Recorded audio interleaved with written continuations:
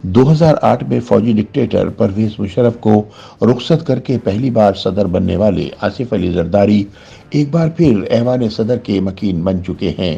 تاہم سوال پیدا ہوتا ہے کہ پہلے دور صدارت میں اپنے تمام اختیارات پارلیمنٹ کے حوالے کرنے والے صدر آصف علی زرداری کے سامنے اس بار کیا اہداف ہیں، اور انہوں نے دوبارہ اس علامتی سمجھے جانے والے آئینی عہدے کو اپنے لیے کیوں چنا؟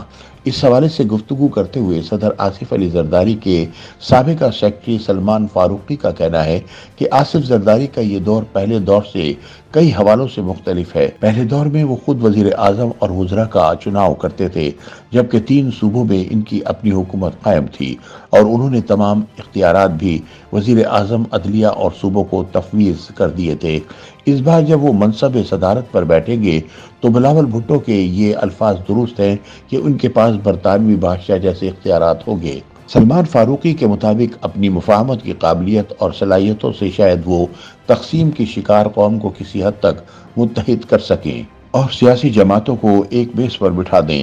ان کے مطابق آصف علی زرداری صوبے کے مفادات کا خیال رکھتے ہیں، اور یہی وہ نقطہ ہوگا جس پر پی ٹی آئی ان کے قریب آئے گی، اور وہ اس جماعت کو بھی ساتھ ملا کر ملک میں سیاسی استحکام کے ذریعے معاشی استحکام کی راہ ہموار کر سکیں گے۔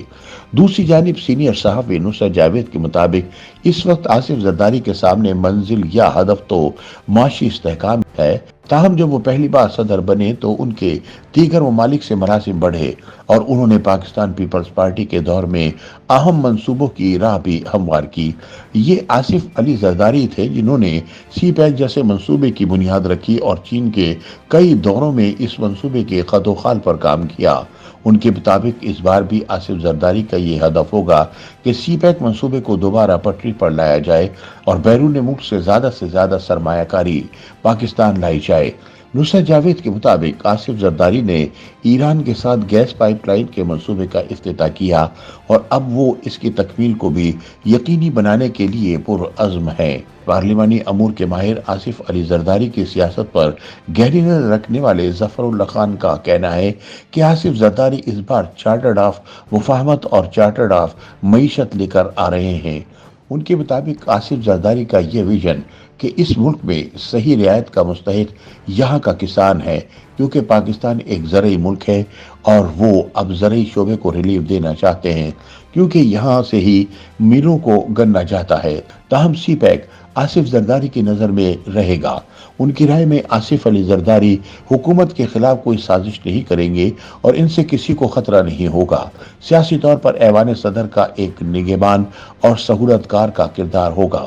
پی ٹی آئی کے ساتھ مفاہمت سے متعلق سوال کے جواب میں ان کا کہنا تھا کہ سیاست ممکنات کا نام ہے۔ اس سے پہلے چیئرمین سینٹ صادق سنجرانی بھی پیپلز پارٹی اور تحریک انصاف نے مل کر منتخب کیا تھا، اور آگے بھی دونوں جماعتوں میں مفاہمت ممکن ہے۔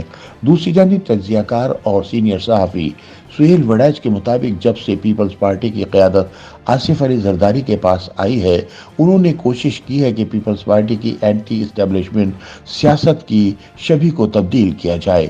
یہی وجہ ہے کہ انہوں نے آج تک کوئی احتجاجی تحریک نہیں چلائی، اور اگر اسٹیبلشمنٹ سے کوئی رنجش ہوئی بھی تو اس کو فی الفور دور کر لیا۔ سہیل وڑائچ کے مطابق ان کی قیادت میں اب شاید یہی حکمت عملی ہے کہ ہم نے نہ جیلیں بھگتنی ہیں اور نہ کوڑے کھانے ہیں۔ شاید یہی سوچ ہے کہ جب مشکل وقت آتا بھی ہے تو وہ بخوبی اس سے نمٹ کر آگے بڑھ جاتے ہیں۔ عرفان قادر آصف علی زرداری کے پہلے دور صدارت میں اٹارنی جنرل رہے۔ ان کے مطابق آصف علی زرداری اصلاحاتی اور اصلاحی ایجنڈے پر یقین رکھتے ہیں۔ وہ سول سپریمیسی کو یقینی بنائیں گے۔ ان کے خیال میں آنے والے دنوں میں ماضی میں کیے جانے والے سپریم کورٹ کے متعدد فیصلوں پر بطور صدر آصف زرداری نظر ثانی کریں گے۔ وہ یا تو قوانین میں ترمیم کا راستہ اختیار کریں گے یا ان فیصلوں کو بھی ریفرنس بنا کر عدالتوں کو ہی اصلاح کے لیے بھیج دیں گے۔ عدالتی اصلاحات آصف زرداری کی ترجیح ہوگی۔ عرفان قادر کے مطابق آصف زرداری کے اس ایجنڈے پر شریف برادران بھی ان کا ساتھ دیں گے، کیونکہ وہ بھی ایسی مداخلت سے ماضی میں ڈسے جا چکے ہیں۔ उनकी राय में आसिफ जरदारी के साथ पीटीआई भी इस इस्लाहाती प्रोग्राम में शामिल हो जाएगी। इरफान कादिर के मुताबिक आसिफ जरदारी मुल्क से सियासी मुखालिफिन के एहतिसाब के कल्चर को ख़त्म करेंगे और कवानीन के गलत इस्तेमाल को रोकेंगे। उनके मुताबिक आसिफ जरदारी में बड़ी खूबी यह है कि इनमें सियासी हरीफों के लिए किसी किस्म का इंतकाम का जज्बा नहीं है। वो खुद ऐसे कल्चर के मुतासरीन में शामिल है और उन्होंने कई कीमती साल जेल में गुजारे हैं। इरफान कादिर के मुताबिक आसिफ जरदारी सुलह जो है और वो इत्तेहादी हुकूमत के साथ चैलेंज बनेंगे और ना कोई मुश्किल खड़ी करेंगे। नुसरत जावेद भी इस राय से मुत्तफिक हैं। उनके मुताबिक आसिफ जरदारी को मालूम है कि वो नून लीग के वोटों के बगैर सदर नहीं बन सकते, इस वजह से वो इनके एहसान को फरामोश नहीं करेंगे। नुसरत जावेद का कहना है कि आसिफ जरदारी ऐवान सदर में दाखिल होकर अब रिटायरमेंट मूड में चले गए हैं। उनकी राय में सदर बनना ये दिया है कि अब पीपल्स पार्टी के अमूर बिलावल भुट्टो के हाथों में ही रहेंगे। नुसरत जावेद के मुताबिक ये बात दुरुस्त है कि आसिफ जरदारी महज अलामती सदर नहीं होंगे, क्योंकि इनकी शख्सियत ऐसी है कि वो अपना किरदार अदा करते नजर आएंगे। ताहम दूसरी जानिब पाकिस्तान पीपल्स पार्टी ने एक्स साबिका ट्विटर पर आसिफ जरदारी के मनसब सदारत संभालने की वजह कुछ इन अल्फाज में बयान की है।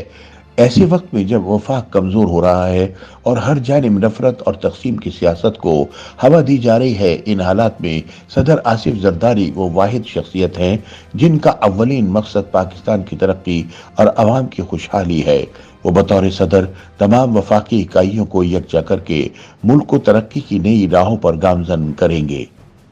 YouTube पर गूगली न्यूज देखने के लिए youtube.com की सर्च बार में गूगली न्यूज टीवी टाइप करें। गूगली न्यूज के पेज पर सुर्ख रंग के सब्सक्रिप्शन वाले बटन पर क्लिक करना ना भूलिए। YouTube पेज पर अपलोड होने वाली वीडियोस से बाखबर रहने के लिए बेल आइकन पर क्लिक कीजिए। आपको हर नई वीडियो के बारे में नोटिफिकेशन मौसूल हो जाएगा।